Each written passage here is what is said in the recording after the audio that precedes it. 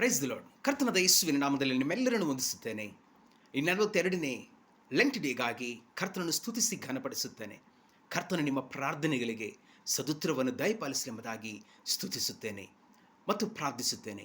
ಪ್ರೀತಿಯ ದೇವರ ಜನರೇ, ಕರ್ತನಾದ ಯೇಸು ಕ್ರಿಸ್ತನು ಯೆರೂಸಲೇಮಿಗೆ ಜಯರಾಜನಾಗಿ, ಯೂದ ರಾಜನಾಗಿ ಆತನು ಪ್ರವೇಶ ಮಾಡಿದ ನಂತರ ಯೆರೂಸಲೇಮಿನಲ್ಲಿರುವಂಥ ಆಗಿನ ಕಾಲದಲ್ಲಿ ದೇವಾಲಯವನ್ನು ಪ್ರವೇಶ ಮಾಡಿ ಅಲ್ಲಿರುವಂಥ ವ್ಯಾಪಾರ ಮಾಡುವವರನ್ನು ಹೊರಗಡೆ ಕಳಿಸಿಬಿಟ್ಟು ಆ ಒಂದು ದೇವಾಲಯವನ್ನು ಪರಿಶುದ್ಧ ಮಾಡಿದ್ದಾರೆ.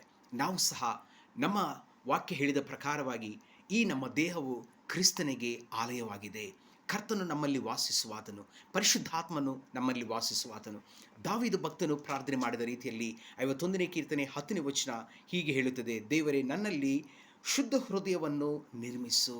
ನಾವು ಸಹ ಪ್ರಾರ್ಥಿಸೋಣ. ಶುದ್ಧ ಹೃದಯವನ್ನು ಕರ್ತನು ದಯಪಾಲಿಸಲಿ, ಆಶೀರ್ವದಿಸಲಿ.